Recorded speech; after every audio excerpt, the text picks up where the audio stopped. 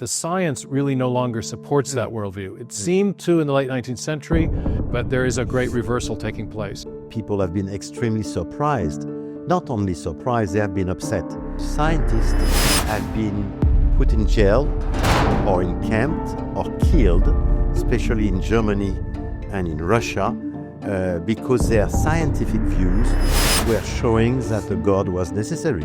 Well, this is one of the key metaphors or images you use in the book. From the sort of time of the beginning of the scientific revolution through to the sort of end of the 19th century, largely the progress that was made, the discoveries that were made, seemed to tend in the direction of putting God and science at odds with each other. But that since the beginning of the 20th century onwards, there's actually been a reversal back towards God.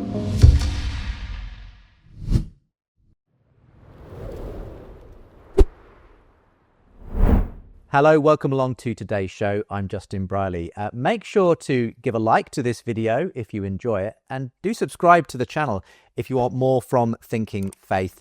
And do check out the comments as well. Drop me your thoughts in the comments section, and I'd love to know what you think of today's conversation on God, the science and the evidence. My guests today are Michel-Bollore and Stephen Meyer, and we've got a lot of things in common, gentlemen. We've each published a book looking at the rebirth, return, or reversal when it comes to God and science in contemporary culture. And really looking forward to chatting with you about your best-selling book, Michel. Thank you, Justin. I'm very happy. Let's hold this up for the camera. God, the science, the evidence. This has just been published in the English language version. And we're going to talk about why it has become an international bestseller. A little bit about your background. So pleased you're joining us for this conversation as well, Steve. I'm delighted to be here. A similar doorstop of a book, The Return of the God Hypothesis, which has also sold remarkably well, and I think is indicative of the interest there is in the God question when it comes to contemporary science. So thank you both for joining me. Thank you. Let's start with yourself, Michel. You originate from France, as people will be able to tell from the accent. France, though, historically a famously secular country. Tell us a little bit about your background, though. You do come from a more religious background. My background is I'm coming from Brittany in France, and which was usually a rather Catholic country, a rather Catholic part of France. Mm-hmm. And I am an engineer. I've been studying mathematics and physics, and I am an engineer in computers. And after that, when I had to work, my family had a company which was mostly in the electrical components. So I've been working most of my life in industry. But in fact, I had always the taste first of science, which I have kept of my life. And also I have been a Christian all my life. And I was very interested by the two sides, which are science mm-hmm. and faith and God. So when I was at a time of my life, when I had more time for me, I came back to this idea that I really wanted to make something about God and science. And I've met with a wonderful French man, with a very good mathematician mm-hmm. from Polytechnique, Olivier Bonassi. It's a very interesting man because, in fact, he was an atheist when he was 20. Mm-hmm. 21, he was an atheist. And he has been converted only by rational evidence of the existence of God. Mm. So he thought at that time, when he was at Polytechnique, that faith was for old women and stupid people, mm-hmm. and it was just for love. Mm-hmm. And he read the first book. He realized that things were quite interesting and serious. Mm. So for 1, 2, 3 years, he has been reading many other books. And after 2-3 years, he became a Christian. Wow. It's interesting because it shows that we have different ways to go to faith and to the belief in the existence of God. It can be by, of course, if I may say, direct faith, but it can be also through a rational, way, a rational path. Yeah. It was his case. It was not my case. I have been always a Christian in my family, but we decided to make this book at that time. Well, the book itself is nearly 600 pages in length. It is a joint project, as you say, with Olivier. Why did you feel this was the book that you needed to create? Why is this the book that you wanted to put into the hands, firstly, of French people, but now people all over the world? In fact, you see, at the very beginning, we wanted to create a book where ordinary people, like me, in fact, or like many other, perhaps like you, ordinary people, we are just have this question, we are wondering, is there a God or not? It's a question, I think, that any reasonable man should really work on it for once in your life, because it's a very important question. So we had in mind that this person could have in one volume all what science and reason can say today about the existence of a creator God. So it's not a book of faith or a book of religion, because we are not interested to know who is God, what he thinks, what he wants, who he is really. We just want to know if there is a creator God. Behind the clock, as the philosophers of the 18th century were looking, this universe is a wonderful clock. Behind this clock, is there nothing, or is there a clockmaker? So this is a question to which we really want to answer, and it's because we have taken this path, which is not a book of religion or faith.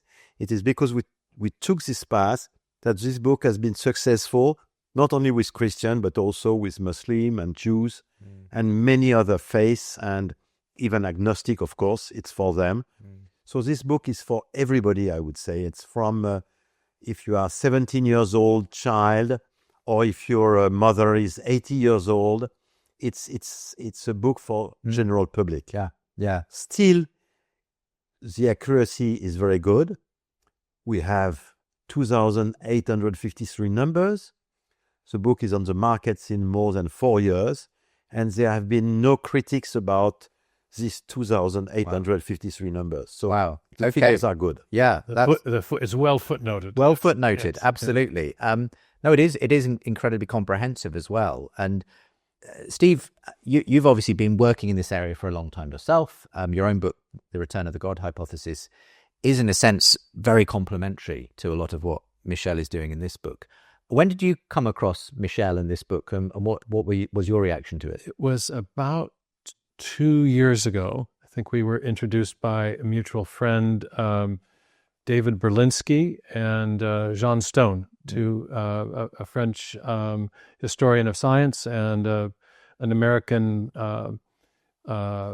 mathematician and philosopher living in Paris, David being one of our research fellows at the Discovery Institute.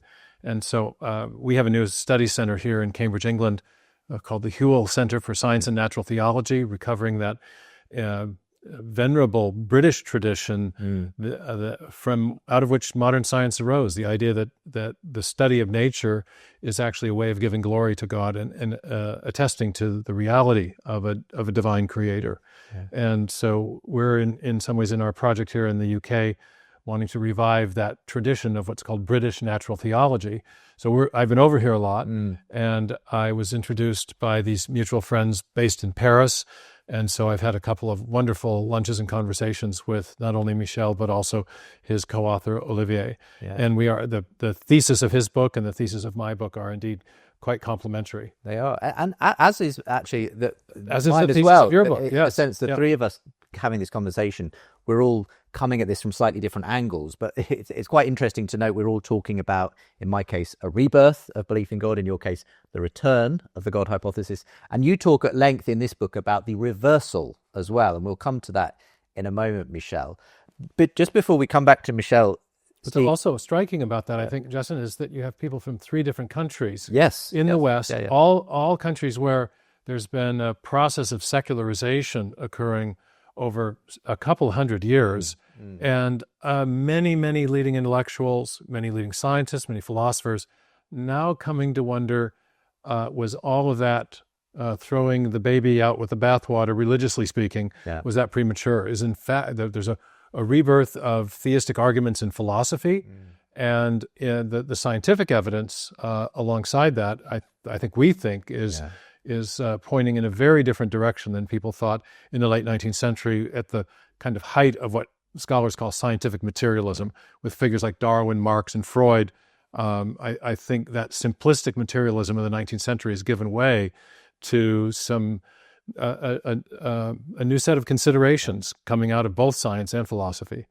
Before we turn to some of the contents of the book, Michel, I think you were confident in the contents of the book. I think what you were less sure of is whether it would have a wide public audience. So how surprised were you when it was an international bestseller? I mean, more than 400,000 copies sold. For a book of this kind, that is quite surprising. It's true, we have been very surprised by the success of the book.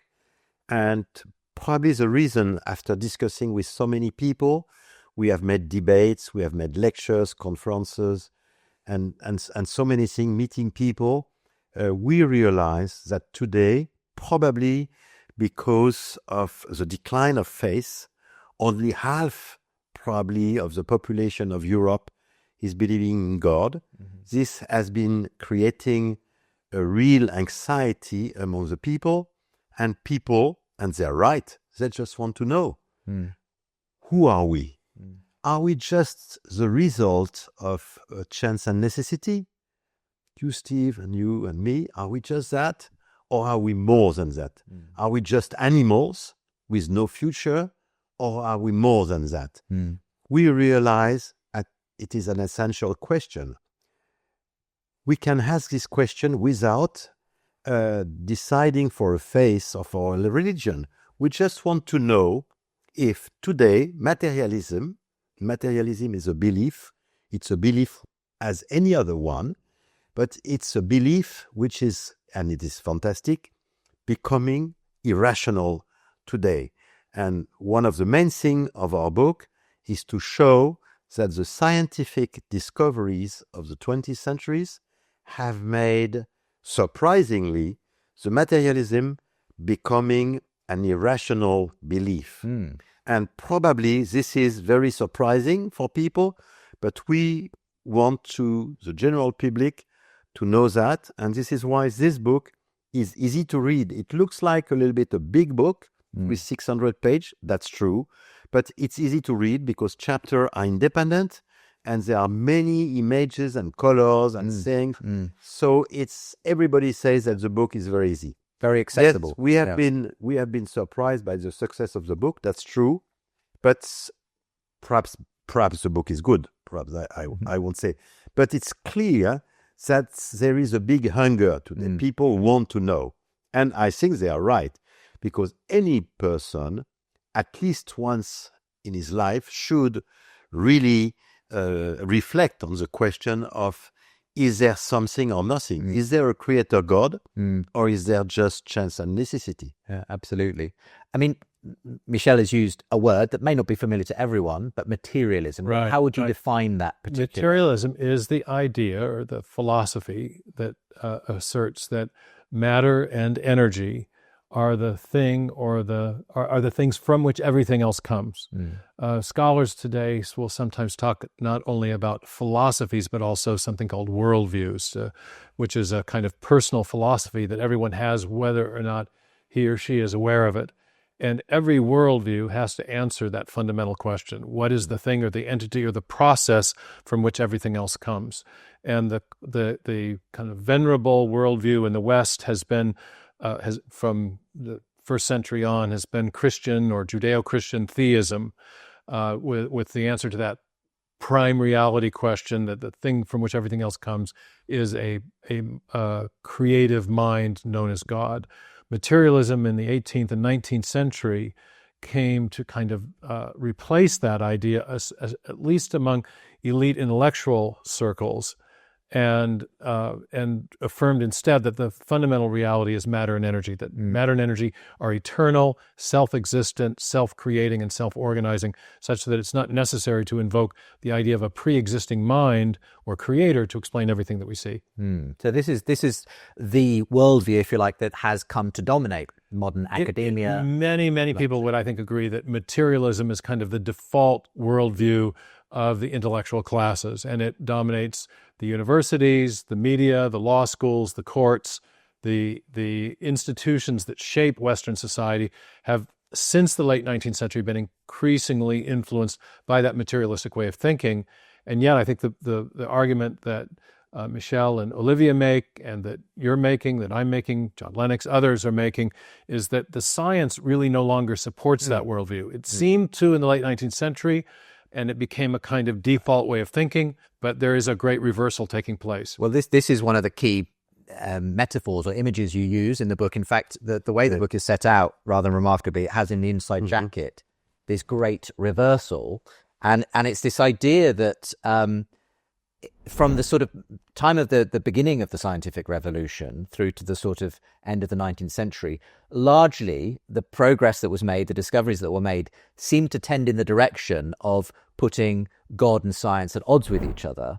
But that since the beginning of the 20th century onwards, there's actually been a reversal back towards God. Alors, this is an history which is very important to know. I think that everybody should know it.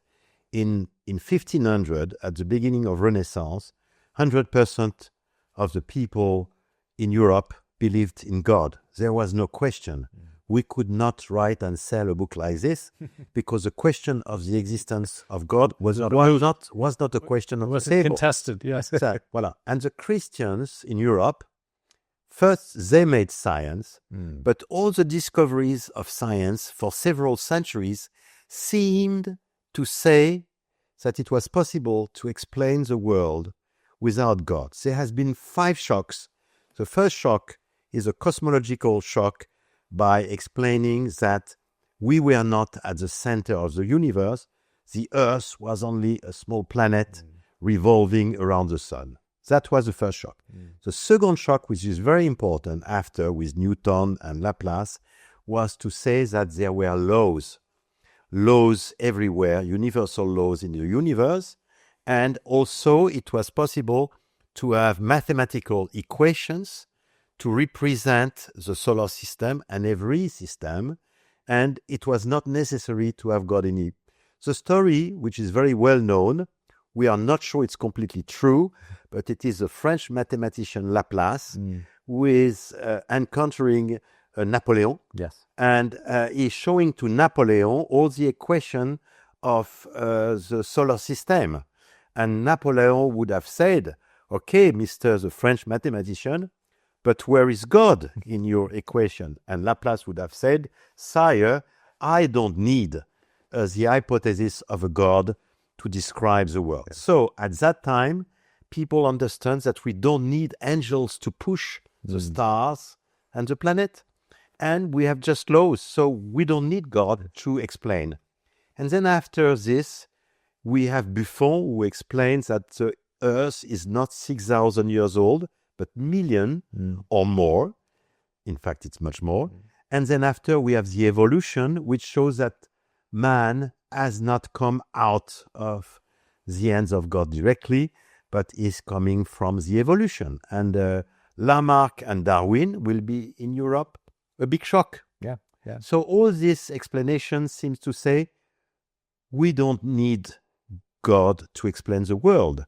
And then the philosopher came all and say there is a good reason. If we don't need God to explain the world, there is a reason for that, is that it does not exist. That is so simple. And after that, so people say, well, probably doesn't exist because we don't need him. But even further, things are going further with Marx and Freud, as you said, because they said not only God does not exist, but additionally, he is a danger, is toxic, is the opium of the people. If we want to make humanity happy, we must get rid of God and get rid of all religion. And this is when we are in 1900, and all the revolution, atheist revolution, will take their source in all this evolution of the scientific ideas. So in 1900, probably 90% of the intellectual and scientists are atheists. Yes. So we have the revolution in Russia, 1917, Mussolini in Italy in the 20s, Hitler in the 30s, Spain in 36, Mao Zedong in 40 and something. So all the world, voilà. So you see the science, there's this philosophy, downward trend, voilà. and the way that you've Voilà. illustrated it with the book Right. is this idea that there is this Right. this trend away from God to centuries. materialism as science progresses. Now we'll come And to now there is a the reversal in a moment. And now there is a reversal, which is that surprisingly, because at that time, every scientist thought that science would go always the same direction. It was clear, everything was clear. And surprisingly, many discoveries started to say, no, it doesn't work. We cannot explain the world without a creator God. Well, Voilà. Hi there, I hope you're enjoying the show. If you'd like a free chapter from my book, The Surprising Rebirth of Belief in God, and also from my latest book, Why I'm Still a Christian, then subscribe to my newsletter and I'll send you those chapters along with updates on my work. I won't spam you, just encourage you with Thinking Faith articles, events, videos and resources. The newsletter link is with the info. Enjoy the rest of the show. Bringing in Steve here, what do you broadly agree with this narrative that? Well, what was striking to me was that a picture that they first showed me, in that the way in my book, The Return of the God Hypothesis, I make an argument for theism based on three major recent scientific discoveries over the last century. But I also tell a story that has a rise, fall, rise plot structure, and you see that depicted in their mental model there that they use to begin. The striking thing to me, having studied the history and philosophy of science, is that you have the origin of modern science is a decidedly Christian invention. It occurs contingently in Western Europe at a particular time, and there are key figures who are beginning to study nature in a systematic way, and they're doing so for Christian reasons. They believe that nature is intelligible, that it can be understood, because the same rational creator that made their minds built rationality and design and lawful order into the world. So the earliest figures in modern science are developing systematic ways of studying nature for theological reasons. One of my Cambridge supervisors used to wag his finger at me. He was an atheist, but he said, if you miss Newton's theism, you've missed everything. Now, Newton was later misinterpreted as a strict mechanist, and in that his ideas were supportive of atheism.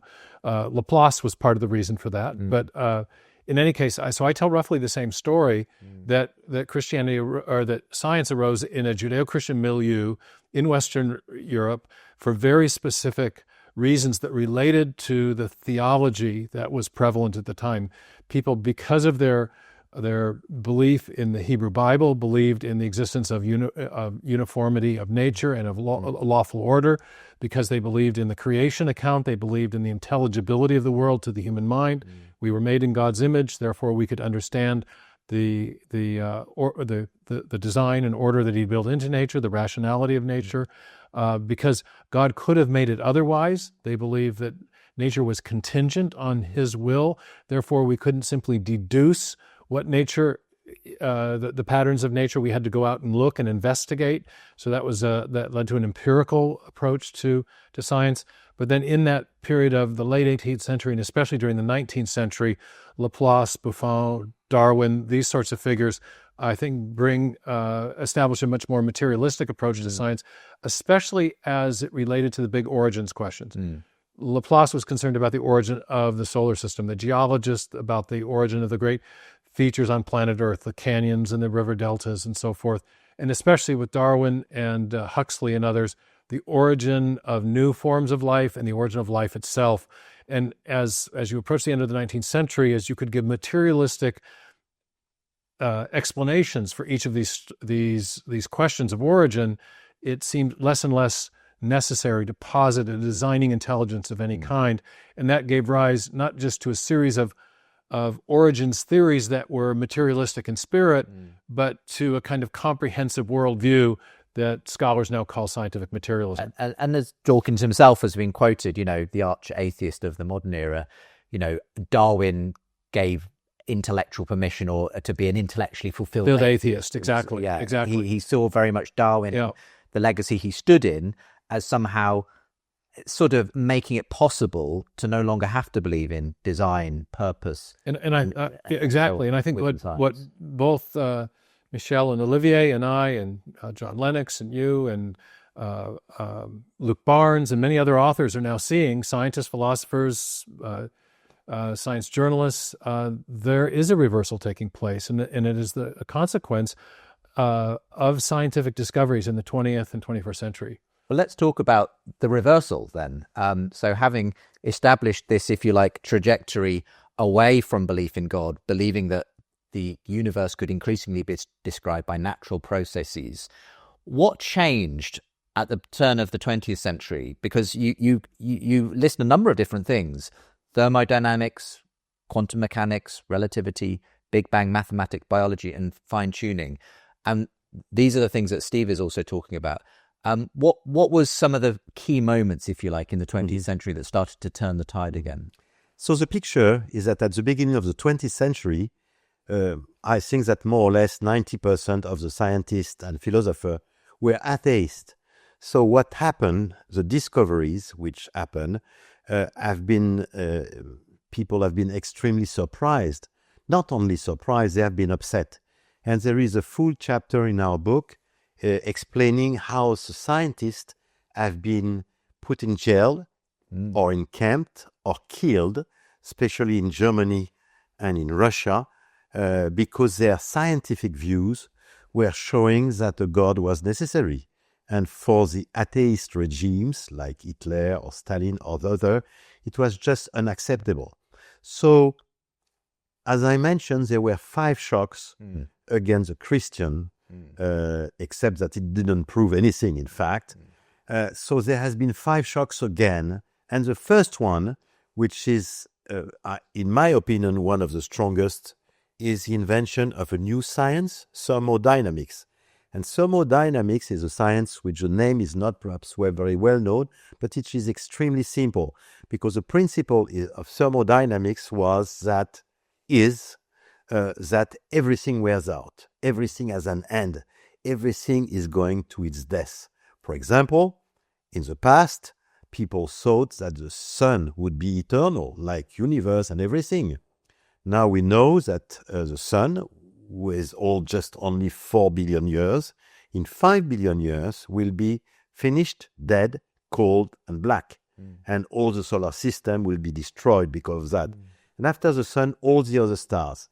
So our universe, our present universe, is going to its death. This is what is called the thermal death on universe. Yes, the heat death. The heat death. Heat death. Yeah. Thermal death or heat death of the universe. And the technical word for this is entropy. It's this entropy, idea. but it's a complicated word. But it's this why idea I don't. that everything tends towards disorder. Disorder is growing. Yes, and in a sense, our moment of order and complexity here on Earth is but a moment, and the if you like, the assumption is that one day the universe, our solar system, everything will run out of usable energy. It was so shocking that a Nobel Prize like Arrhenius said, I refuse to believe in thermodynamics, because this means that there would be a beginning.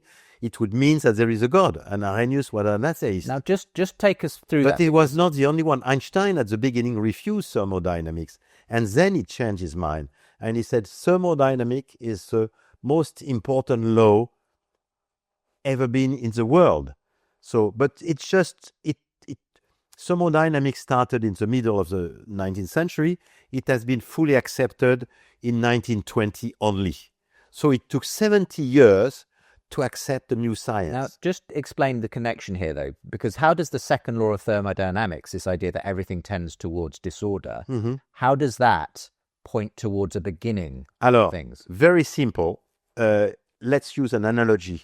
If you see a fire in a chimney and you look at the fire and you stay there for a certain time, you can see that all the logs, the wood, is going to dust. And you can see with your watch and say, in 2 hours, if I can see how it is, in 2 hours, this fire in the chimney will be finished. That's the first conclusion. Yeah. And it is true because everything wears out. Yeah.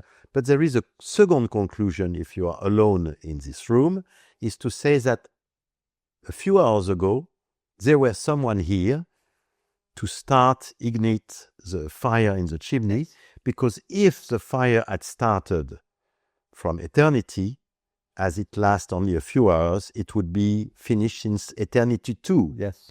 So this analogy, which in mathematics would say minus infinite plus t, the time to wear out anything, equal minus infinite. So if something which wears out was eternal, it would be finished since an eternity. So this was the first shock, and it is not as well known as some other evidence. It's extremely strong, especially because, in fact, thermodynamics is bringing two evidence of the existence of a beginning. It is the fact that everything will end, but the other is the entropy. It's a growing disorder. So if you look backward, it means that the order is growing. But order cannot grow indefinitely. If you have a bag with many numbers, you want to put the numbers into order. At the end, you realize that you can make it 1, 2, 3, 4, 5. But when you have reached this order, you can go further. Yes. So there is a limit on time. So thermodynamics is in fact bringing two evidence that the universe had a beginning. So it was very shocking and it was terrible. That was the first shock. Okay. I don't know if we have energy, time. something please. amplify. Yeah, because this has become a very important consideration in evaluating competing cosmological models. And I know, I'm sure Michel will want to talk about that in a minute, but an alternative model to the Big Bang, which implied a definite beginning to the universe, which raised itself a big question about the origin of matter. An alternative to that has been something called the oscillating universe.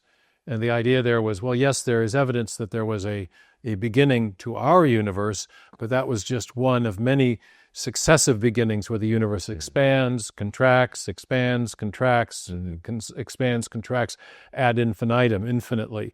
And so this was an attempt to retain the idea of an infinitely old universe that did not require an external creator. But one of the considerations, very strong arguments against that idea, came out of the field of thermodynamics. An MIT physicist named Alan Guth showed that the energy available to do work would dissipate over time. And so when you got to that point of heat death, there would be no more there would be a diffusion of matter and energy, but not energy concentrated and configured in a way that would allow there for work to be done. So not anything that would allow a subsequent expansion and a subsequent bang, if you will. And as Michel has pointed out, the fact that we've reached that point is an argument against an infinitely old universe, because if the universe had been infinitely old, the fact that we haven't yet reached that point is an argument against an infinitely old universe, because if the universe were infinitely old, it would have reached that point of nullifying equilibrium a long time ago. And so the thermodynamic arguments have had a very significant influence on how different cosmological models have been evaluated, and have tended to support the idea that the universe did in fact have a beginning, which I think is probably what he's going to talk about next. But well, let's move on from the second law of thermodynamics to some of these further shocks that obviously then build on this insight from. So the first shock was thermodynamics, and the second shock has been the expansion of the universe. So it's like a bubble of chewing gum. If you see the bubble of chewing gum growing, you always ask, what about the end? What about the beginning? So, and we know. So the same question for the expansion of the universe. So if it's like a bubble of chewing gum, it's growing, what about the beginning and what about the end? And this evidence which is, I must say, very important, is independent from thermodynamics. It has nothing to do with thermodynamics. So it's an evidence coming from a different field of knowledge. And this is very strong, very different field of knowledge. So this has been so strong that, as I mentioned, and we have a chapter on that, many, probably 20 to 30 top scientists have been killed, shot, deported in camps, poisoned, or everything. We have a full chapter on that. It's incredible. Because Hitler and Stalin, for them, it was unacceptable to imagine that the universe could have a life. For them, materialism, it was necessary that universe is eternal. Because as we all know, if you accept the materialism, we know all by the principle of Parmenides that nothing can come from nothing. So nothing can, in Latin it was it's very well known, it is ex nihilo nihil. So from nothing, nothing can come. Or we are here. So if we are here, we cannot come from nothing. Or universe is eternal, or if universe is not eternal, then there is somebody else who is eternal, who made the universe, and that's God. So you see, it's very important. So for the materialism, they have to believe, they must believe today that in a way or another, as said with several Big Bang, one after the other, or different solution like the multiverse, for materialists, in a way or another, the universe cannot have an absolute beginning. It must be in some way or another eternal. And we have today, we don't have time today, we have in our book, we mentioned seven evidence independent that our universe cannot have had an absolute beginning. It's not possible. Yeah, it is extraordinary. And the chapter in particular on the persecution and killing often of these scientists who were coming to alternative conclusions, it was a revelation to me that there was obviously this ideological, very strong ideological pushback from people who didn't want there to be a beginning because of the implications there. I mean, Steve, what's your sense of the way that's played out? I mean, obviously, eventually, the evidence just became overwhelming. And perhaps you could sketch out a little bit more of the detail of how that... Michel has correctly pointed out that the evidence for a beginning was independent of the development of thermodynamics. Thermodynamics played a role in evaluating competing cosmological models, but the evidence came principally from observational astronomy. In the 1920s, Edwin Hubble and a colleague of his named Humason were able to establish that the light coming from very distant galaxies was shifted in the red direction of the electromagnetic spectrum. And the red light has longer wavelengths. So if you have a galaxy moving away from us as observers, that will cause the light to be stretched out, which will cause it to look redder than it would otherwise look. And so as they surveyed the night sky, they found that the galaxies were in every quadrant of the night sky demonstrating this red shift, this phenomenon of red shift, which suggested that the universe was expanding and that the light was being stretched out as the universe underwent that expansion. So that suggested a universe that was expanding in a roughly spherically symmetric way. And it's correct, there were many other evidences from observational astronomy. And what was interesting in the 20th century that occurred in Western science, most of these really egregious forms of persecution were taking place in the Soviet Union and elsewhere.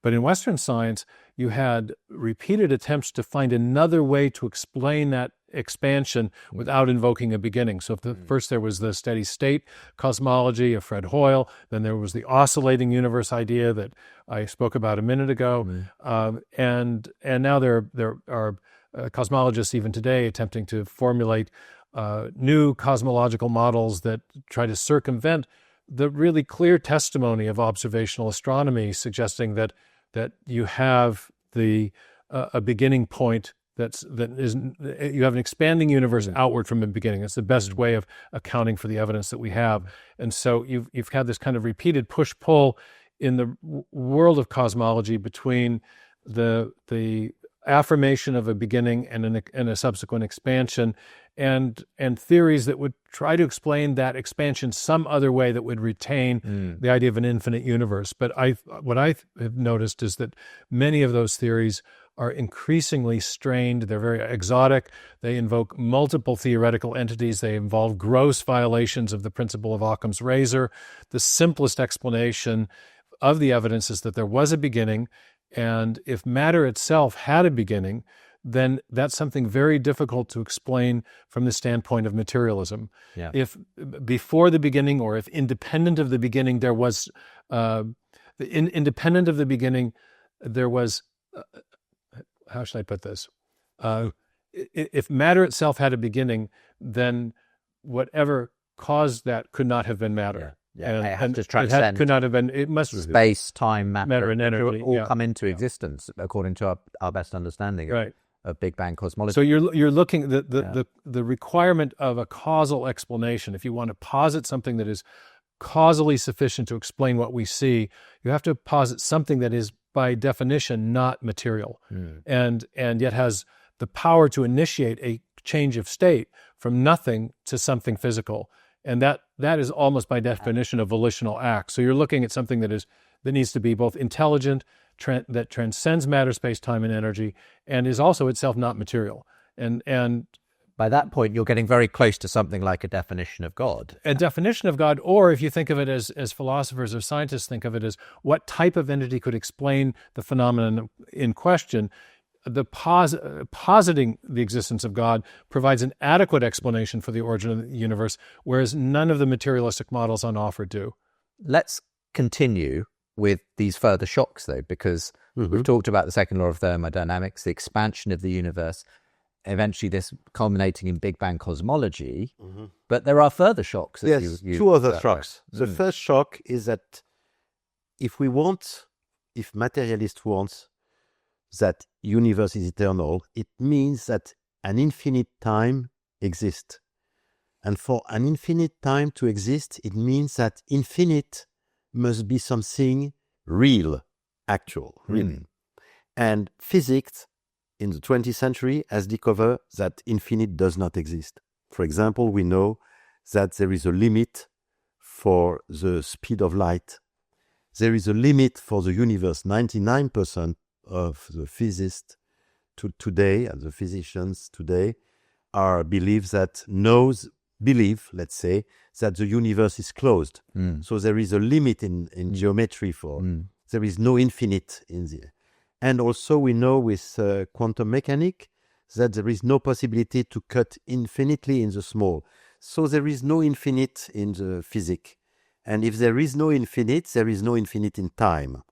And the fourth shock is Cantor and Hilbert. It's mathematician. Cantor and Hilbert will bring evidence. It would be too long here, but for the mathematician, that infinite is only a mathematical concept. Yeah. There is no infinite in the true world. Voilà. So these two shocks, we know today what we have. In our book, we are giving 7 evidence that the idea that an eternal time in the past could exist is we never say it's an absolute proof, but it's so improbable now that no reasonable mind could accept to believe that. Yeah. Voilà. Yeah. So we are coming back to Parmenides. Parmenides, 2,500 years ago, the Greek philosopher. From nothing can come out. So we have a problem. There is a problem with the beginning of universe. Everybody knows it. Yeah. And then you add to this, of course, further things that you talk about in the book, the fine-tuning of the universe for life. And then, of course, the fact of life itself. Again, we don't have the time necessarily to go into great detail on these, but perhaps you could sketch out the way that these particular aspects of what, again, scientific advance has shown us, how that has opened the door to God. Well, fine-tuning is a nightmare for materialists. It's clear, it's a nightmare, because it has been discovered by people who were not looking for discovering that. They were not so happy, in fact. But it's a fact.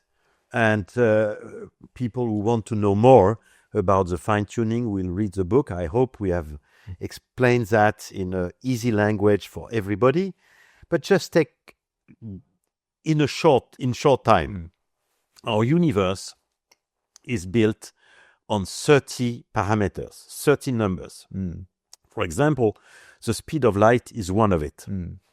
But there are 20 or 30 other numbers. One very important number is the speed of the universe at the very beginning, at the moment of the Big Bang. We know this number very well. We know the 15 decimals of this number. And the mathematic models of the universe says that if we were changing just the last of the 15th decimal, plus one or minus one of this 15th decimal, in one more, the universe does not exist. It's diluted. One less, there is a big crunch. So it means that the speed of the universe is fine-tuned up to the 15th decimal. Who is going to believe it? And there is and the 30 number of the universe are the same. So you will tell me, what are the materialists able to say against that? So they have only one answer, is to say, because they all realize, they all accept that it's fine-tuned. Nobody contests this figure. So they say, well, there are billions and billions of parallel universe. Some are not so lucky as we are. We are in the lucky one, and that's it. So we have billions of universe, and we are in the lucky one. This is often called multiverse theory. Yes, exactly. It is exactly. So the multiverse today is, it's a kind of the Lord of the Gap. It's really the explanation for the materialist, just to say, I don't want the idea of a creator God. No, I don't want. So I prefer to imagine something for which I have not the smallest argument. There will be never an argument for the existence of multiverse. By definition, we cannot know. So I prefer to believe that there are billions of universe. I prefer that to a creator God. So this is a fine-tuning. And it is a very shocking also evidence for the existence of a creator God. It has been something really terrible. I mean, this is a key part of your book, The Return of the God Hypothesis, as well, Steve. Again, what's your view on this? And particularly, perhaps we could talk about this multiverse hypothesis. Right. I've heard other views that suggest, well, look, it's not necessarily just a way of escaping a design explanation for the universe. There have been people who have said perhaps it is a function of the expansion of the universe. That there's a hypothetical, if you like, that could create sort of bubble universes, all with their own physical parameters. And now, where do you? Well, I think you can. Do you think this is a get out, or is it a kind of scientifically plausible hypothesis? Well, let's set the question of motivation aside for a minute, because the multiverse has a problem with explaining the phenomenon. Hi there, it's Justin again. I love bringing you these conversations, but I can't do it without your help. Please do consider becoming a monthly supporter of my work. And as a thank you, you'll get early access episodes and bonus content, and Gold supporters even get free signed copies of my books and the chance for a monthly catch-up too. The link to support is with the show info.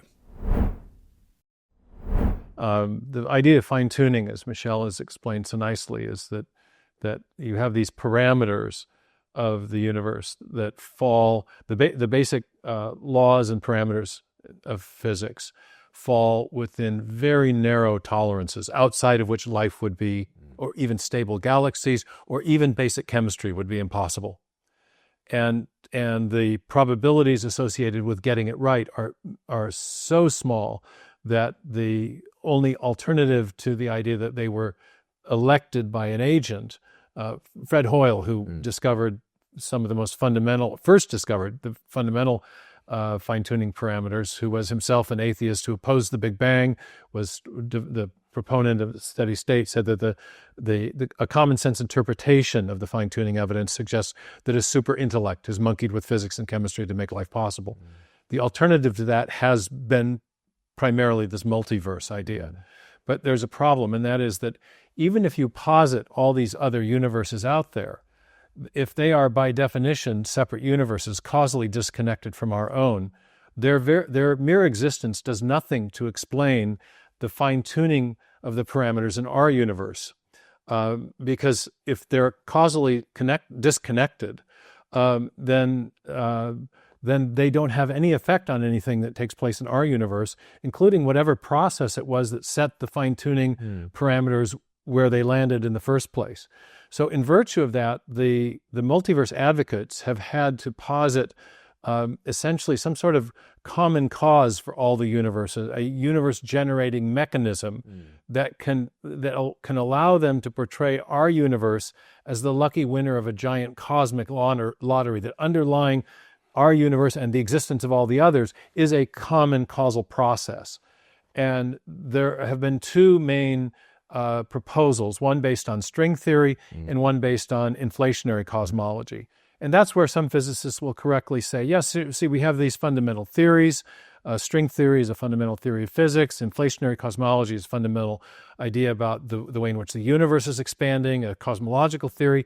And we could interpret those theories in such a way to imply that there are these other universes. So in that sense, yes, you could make the concession that there might be a straight-up physics reason for considering this. But even if you grant that, you have the problem that these fundamental theories that give rise to a universe-generating mechanism themselves require prior unexplained fine-tuning. So you're right back to where you started from. In inflationary cosmology, the so-called inflaton field that produces the bubble universes has to be finely tuned both in the time window in which this occurs and in other parameters to a very high degree. So, and that's not explained by the inflationary cosmology itself. It's a feature of inflationary cosmology. And similarly, string theory requires prior unexplained fine-tuning. So in both cases, the universe-generating mechanisms that would render the multiverse model plausible themselves require prior unexplained fine-tuning that takes you right back to where you started. So I don't think as an explanation, it's kind of, I've talked to a number of physicists who say, well, you could either have the God hypothesis or the multiverse. It's kind of a wash. We can't decide the question scientifically, but I don't think that's the case. I think that the theistic design hypothesis has superior explanatory power because in our experience, we know that minds generate the phenomenon of fine-tuning. We see this if you think of a finely tuned French recipe or a finely tuned internal combustion engine or a finely tuned piece of software to work on a finely tuned piece of hardware. Fine-tuning in our experience is always the product of a mind. The multiverse is an exotic, auxiliary hypothesis that's meant to save the materialistic worldview in most cases.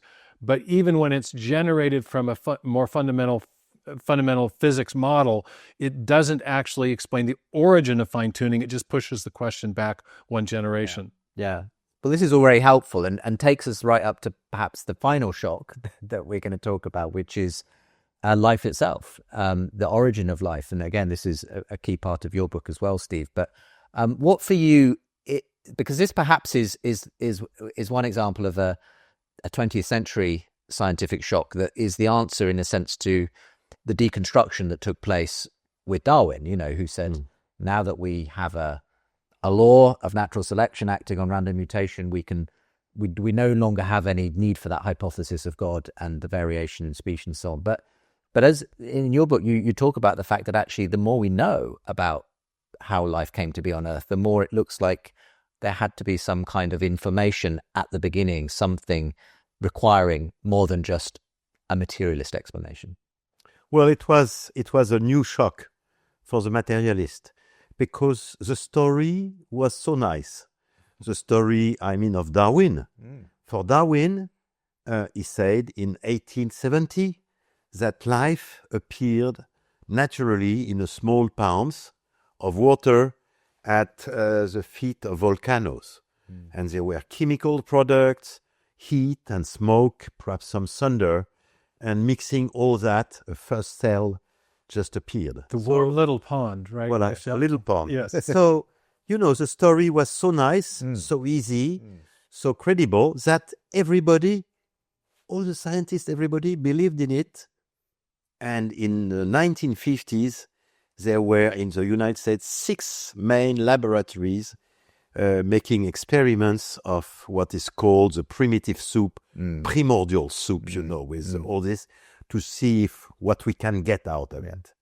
And it was a nice story, it was easy, and everybody believed it, except that it's like in all nice story, there is a problem.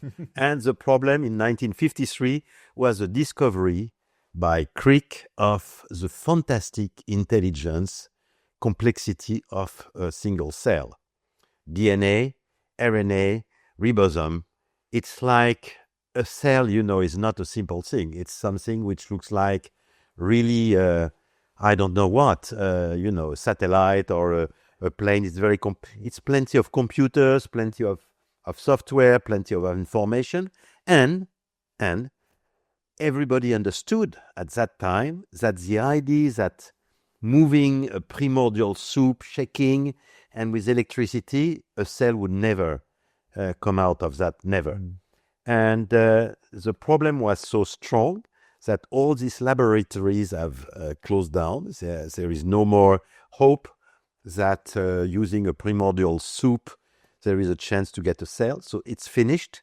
And now getting a cell is so complicated that most scientists have been postponing this problem coming from the space.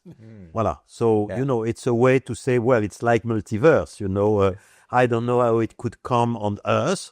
So it's coming from heaven. I don't know where. So it's like multiverse. It's a way out. Well, perhaps life has appeared. Personally, I believe that there is another fine-tuning of the world. We know the fine-tuning for cosmology. There is a special fine-tuning to make something which is completely extraordinary to happen. And that it had happened once. But it is a big shock. And, for example, we are giving the citation of a Nobel Prize, George Wald. George Wald is a Nobel Prize of medicine and biology in the 60s or 70s. And George Wald say, there is only 2 possibilities for the explanation of life. It is or the creation by God or the spontaneous generation. We know now that spontaneous generation is not possible, but as I am an atheist, I have decided that I would not believe in God. It's not exactly that word, but more or less. You will find it in the book. So I prefer to believe in what I know, which is not possible, which is a spontaneous generation.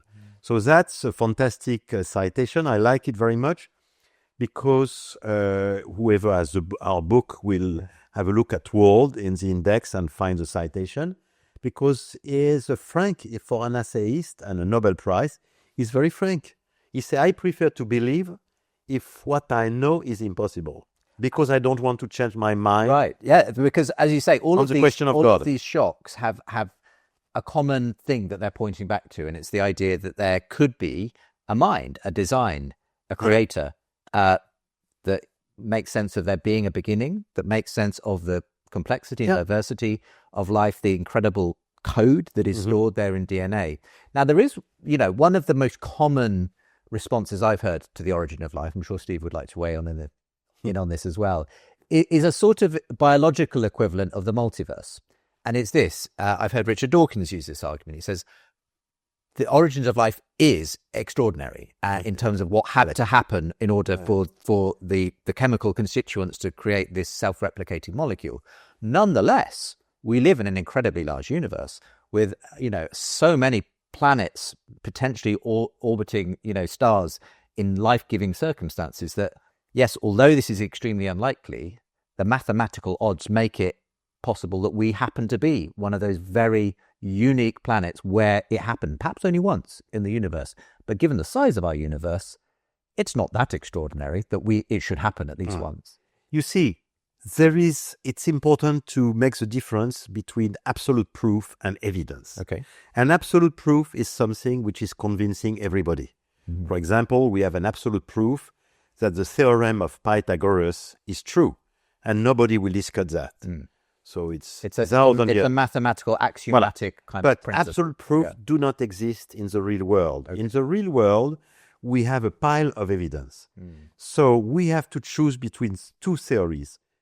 God exists and he has made everything, or he doesn't exist and materialism is only chance and necessity. In the two sides of the scale, you have, if you want to be a materialist, you have to believe that the universe is eternal in some ways. You have to find a plausible materialistic explanation of the fine-tuning. That's very hard. You have to find a plausible materialistic explanation to life. So today is important for a materialist, which I respect. It's a belief like any other. A materialist should realize that he's believing in something which is completely against all the evidence we have.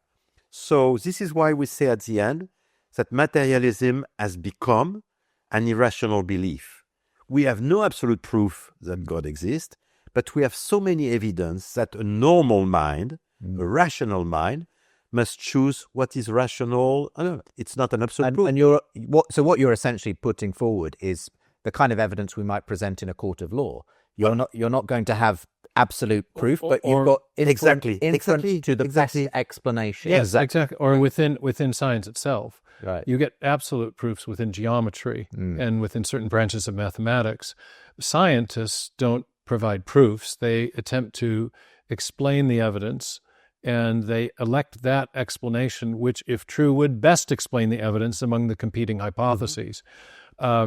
I'd like to come back to the Dawkins appeal to chance in this, as far as the origin of life in a minute. But if you permit me, I'd like to just spotlight what's so important about the Watson and Crick discovery and the subsequent molecular biological revolution of the ensuing decade or decade and a half.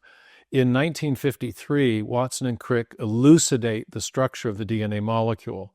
In 1958, Crick, working on his own, formulates what he calls the sequence hypothesis, and he realizes that along the interior of the twisting helix of DNA that we all learn about are four chemical constituents called bases or nucleotide bases that are functioning like alphabetic characters in a written language or digital characters, the zeros and ones in a section of software. In fact, one of the physicists at the time, George Gamow, said that the DNA has an uncanny resemblance to a digital bit string. And Crick realized what the string was doing. It was providing information for directing the construction of the proteins and protein machines that are necessary to keep even the simplest cells alive. And so this raised a fundamental question that really had not been appreciated prior to that time by people trying to explain the origin of life, which is, where does all that information come from? Bill Gates, our local hero in the Seattle area, where I'm from in the United States, DNA is like a software program, only much more complex than any we've ever written. Well, we know from our uniform and repeated experience, which is the basis of all scientific reasoning, that software comes from programmers. In fact, information, especially in a digital or alphabetic form, always arises from an intelligent source, whether we're talking about a hieroglyphic inscription or a paragraph in a book or the information embedded in a radio signal. If you trace information back to its source, what we know is it always comes from a mind, not an undirected material process. So there's a strong experiential basis, evidential basis, as Michel has said, for the inference to an intelligent designer is the best explanation for the information necessary to build a cell. Now, contrary to that, people have proposed other materialistic explanations.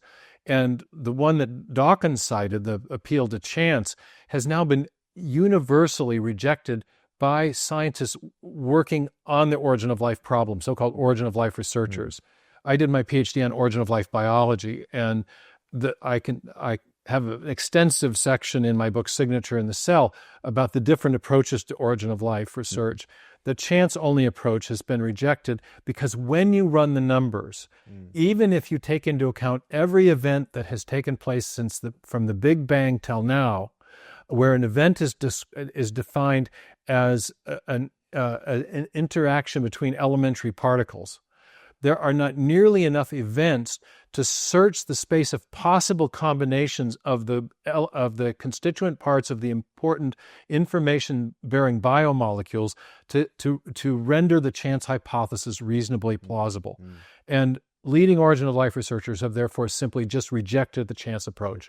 They've looked for other models, things like the RNA world, things like self-organizational scenarios, but those models too end up having big problems, especially when they encounter the problem of the origin of information. And so I detail that in my work, Signature in the Cell, my first book. But what's really interesting is what Michel mentioned, is that now, just like in the area of physics, it's the scientific materialists, the scientific atheists, who are electing for very exotic hypotheses. You've got the multiverse trying to explain the fine-tuning, and people are now serious figures like Dawkins and like Francis Crick have proposed the idea that maybe what we're looking at is evidence of a designing intelligence, yes, but one that is located someplace out in space. This is the so-called panspermia hypothesis. And so I think if we think of evaluating hypotheses by reference to the principle of parsimony or simplicity, where you're positing a small number of explanatory entities rather than a large number of exotic hypotheses with which we have no familiarity, theism ends up looking a lot better. A pre-existing mind explains digital code. But to explain that same evidence now, Dawkins, in an interview with Ben Stein in 2009, which I think he now regrets, Crick in a book called Life Itself in 1980, which he explicitly later said he regretted, both posited the idea that life is the product of an alien intelligence designing it on another planet and then transporting it here to life, to planet Earth. And so it's really scientific atheism that's become quite exotic and crazy, and which is postulating really convoluted hypotheses that beggar belief. Well, this brings us back to where we began, which is the Great Reversal. Yeah. So we've really helpfully sketched some of the shocks that took place that sort of put God into question. Some of these further shocks in the 20th century that have put God back in contention. And yet there is this irony that, if you like, it was Christians who were the pioneers of the scientific revolution, but that led to this secularization of the scientific academy. Now it's atheists, non-Christians, who have been essentially discovering these scientific aspects of our universe that point back towards God. Do you have any hope, in a sense, that there will be an openness among the scientific community to the God explanation? It feels at the moment as though in so many places people are very wary of ever opening the door to a non-physical explanations of our physical universe. Well, the question you ask is linked to the fact that the question of the existence of God is not only a question of science and reason, it's unfortunately also a passionate question. That's the problem. If it was not a passionate question, I think that everybody would agree that there is a super mind who has created the world. But it's a passionate question, and we understand very well why. It's because for many people, the existence of a creator God is, in their mind, the risk of a reduction and limitation of their freedom. This is permitted, this is not permitted, this is lawful, this is not lawful. That's reduction of freedom, and also the risk of a judgment. What you did was not good. So for many people, the idea of a creator God is, for them, probably they're wrong, but it doesn't matter. It's not the question today. It's the fact that they don't want it because it's a change in their life. If you compare just, I don't know if you have 1 minute, two questions which are almost identical, which is, do aliens exist? Do Martians exist? And do God exist? The question is the same. It is a question to know if a person we have never seen exist or not. If you talk now of Martians, everybody is happy and discussing nicely if Martians, and countries are allied to send rockets and satellites to know if there are some Martian. And they say if they exist, that's wonderful. Probably they know a lot of things. And if they don't exist, it's too bad. But when it is a question of a creator God, which is what? Just an alien in much more intelligent, then you have everybody is like this. So we understand Very that tense, very tense. we understand that the question of the evolution of science on philosophy and politics and faith will be slow because it's a passionate question. However, in our book, we are giving some surveys, very important surveys about who believes what. And in a Pew Research Center survey, which has been made recently, we can see that in the US, a little more than 51% of the scientists, more than PhD, believes in God. But in the young people, the percentage is much higher. So I would say that there is some hope. Yes. And the fact that there's such an interest in the book, I think is a testament to the fact that people are not satisfied perhaps with this materialist scientific view, not just of science, but of all of life, that ultimately life is meaningless. There's no ultimate purpose. I think people are looking for more. And the story they've been told from the Scientific Academy, that you're really just the result of an unpurposed, unguided process, I don't think people can live with that for very long in a culture before they start to feel like this doesn't make sense of me. Nothing can mean anything to a planet, or to a rock, or to an atom or an elementary particle. Things only mean things to persons. And yet the materialistic worldview says that the universe is approaching a heat death, that we will all die. There will be at the end no persons. And on that worldview, there can't be any lasting or enduring meaning. So this always, for me, brings to mind the maxim of the French existentialist philosopher Sartre, who said that without an infinite reference point, nothing finite can have any meaning. And we've been told that that picture of the universe that started from undirected material processes and will end in a meaningless heat death is the true picture. But I think what we're seeing across a range of disciplines is that there's evidence for a creative mind behind the universe. And I like the way Michel put it, that we don't provide proof, but rather we provide as you put it, an inference to the best explanation. And when we see what the materialists are forced to invoke, there's a whole range, as you and I will talk about later in another conversation, a whole range of these something from nothing cosmologies that are beset with different degrees of incoherence as opposed to the God hypothesis. When you look at the fine-tuning argument and you compare the explanatory power of the theistic design hypothesis to the multiverse, which, as we've said, just pushes the fine-tuning question one step back and never explains it, or when we compare the intelligent design hypothesis to the things that are on offer in origin of life research, there's a superior explanatory power across the board. And so whereas you don't get something like a 100% proof like in geometry, you get something that's pretty compelling to most people when you lay out the evidence. And so I think there is a shift. It's already happening. We're seeing it in the enthusiasm, especially among younger scientists. We have summer programs when we do at Cambridge every summer now. And we're just attracting a lot of young scientific talent. People are interested in looking at life differently. It even has positive benefits for how you do science. If you're looking at the cell as a design system, as opposed to something that was cobbled bottom up by undirected processes, then you have a whole range of experience that we have as designers that lead us to make certain kinds of predictions that are turning out to be true about the way life in the cell works. So it has a positive benefit for scientific research to look at life as a design system because it seems to match the way life was put together. So I'm seeing a shift happening already. Right, that's very interesting to hear that, and encouraging in so many ways. I mean, Steve, your book deals primarily with these scientific aspects, Big Bang cosmology, fine-tuning, the origin of life. That all get covered in your book, Michel, God, the Science, the Evidence. But you don't stop there, because in some ways, simply getting to the point of the plausibility of a creator is one thing.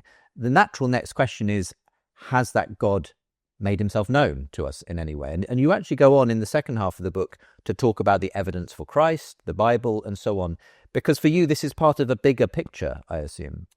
The real goal of our book, as I mentioned at the very beginning, is that we wished that an ordinary person, like me, I think, could have in one volume me or my wife or my children or my family could have in one volume all what science and reason could say about the existence of God.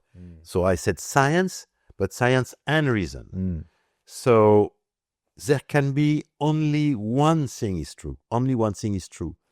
If God exists, science, philosophy, and every other fields must go in the same direction. You cannot imagine that science will say God exists and philosophy says God does not exist.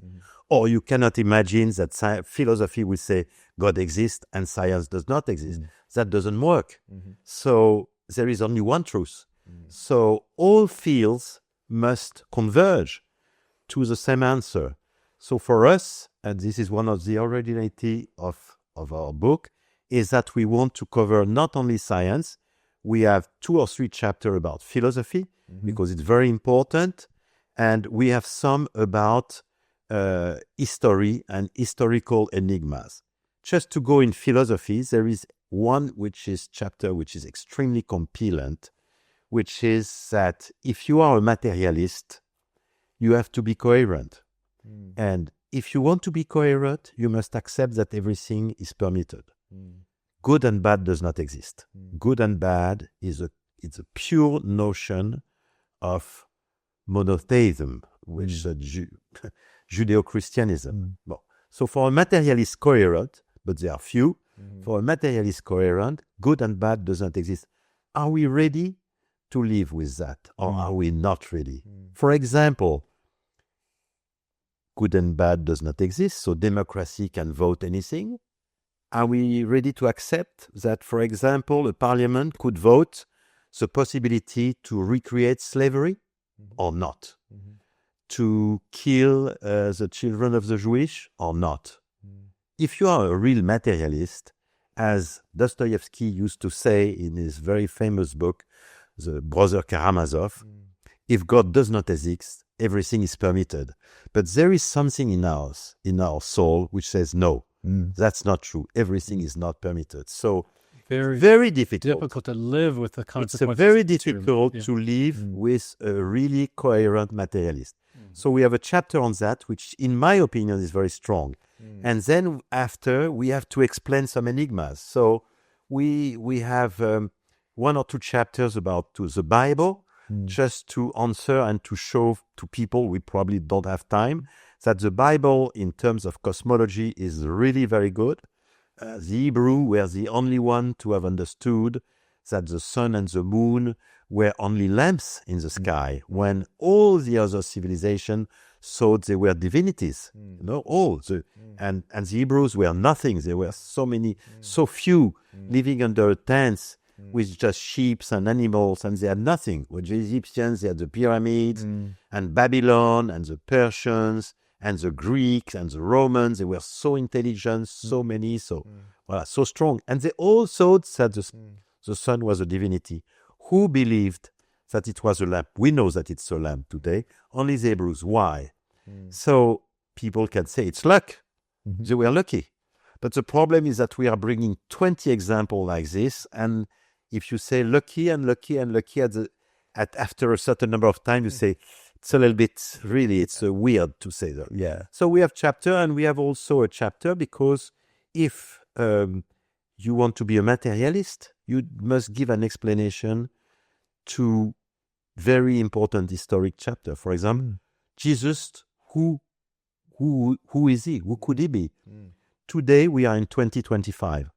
Why 2025? It's 2025, 2025,000 years after the coming of Christ. Voilà, exactly. Yeah. Bon.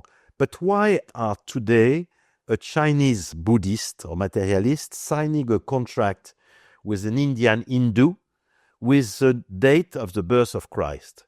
Don't you think it's silly? Jesus has written no book. He has made no war. He has governed nothing. So how is it possible that the world, entire world, is cut in two before him, after him? Bon. So we have to give an explanation. So we are trying to see if we can accept his very materialistic explanation of Jesus. And I think it's a very a fantastic chapter. It's a very thrilling chapter. It's very exciting. And important to bring it together in that way. And what's the response been? You come from, your countrymen are a skeptical sort of lot. They are the inheritors of the French Revolution and the way in which that sort of sought to divest power from the clergy, and and whenever I've been in France myself, I think of it as a very secular country, and yet this book has been a bestseller there. Have you seen it change people's minds about the question? It has changed. It has changed the mind. We have received so many letters of people who have changed their mind because of book like this one. Perhaps some others, of course. But it's really fantastic. Yes, there is a barrier in the political, in the medias, in the philosophy. They are very, as you say, they are very skeptical and anti-clerical.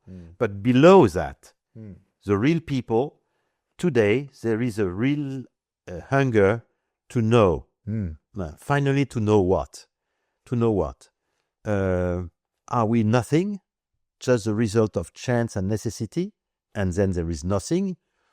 What can we do? Just eat, drink, and dance, because there is no future. Or are we more than that? Are we perhaps much more than that? This is a question we want to answer in this book. I imagine you're seeing a similar kind of hunger rising in your experience as well, Steve. Well, very much so. It's interesting, too, that so many both of us have had Nobel Prize-winning scientists endorse the books. There were, I think, 7 or 8 full professors of science who held endowed chairs that endorsed mine. Many more endorsements for Michel and Olivier. So the books themselves are attracting attention from in unexpected quarters.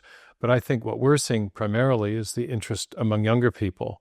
And when I've done interviews about this topic on some of the larger podcasts, especially in the States, the view counts are off the charts. Yeah. So I think the materialist worldview is not only increasingly intellectually incoherent, I think it's personally unsatisfying. And it comes back to what I was saying, this little maxim of mine, nothing can mean anything to a rock or an atom. Things only mean things to persons. So if there is to be enduring meaning, there must be a personal source for the universe, and a person whose existence continues beyond our own deaths. And I think that's the hope that I'm like Michel. I'm a believing Christian. I believe in the eternal life offered by Jesus Christ.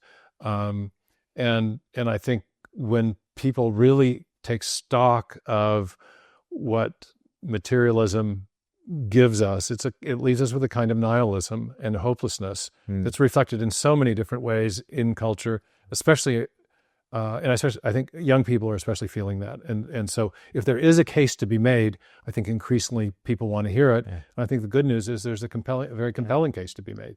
And as you say, three different people from 3 different countries, but with a great deal of overlap, talking about a return, in my case, a rebirth, in my case, a return, in your case, and a reversal, in your case, of the convergence of testimony. Yeah, right? absolutely. And it's long, but it's very easy to read. It's very important to say that to people. Yes. Chapters are independent. You can read the chapters in any direction. I mean, as I said, it's very easy to read. It is for the general public. Before we began, I said when I was reading it, Michel, it often read like a crime thriller, very a page turner because of the amazing stories you tell of the scientific inquiry and the stories and the pushback and the persecution. But really, I had no idea the extent to which Soviet scientists were persecuted. That was a revelation to me as well. The affirmation of the beginning of the universe and the Big Bang Theory. That was really interesting. So, well, read it for yourself. It's just been published in English, having already been a bestseller in French and other languages. God, the Science, the Evidence, the Dawn of a Revolution, by Michel and his co-writer Olivier Bonassis.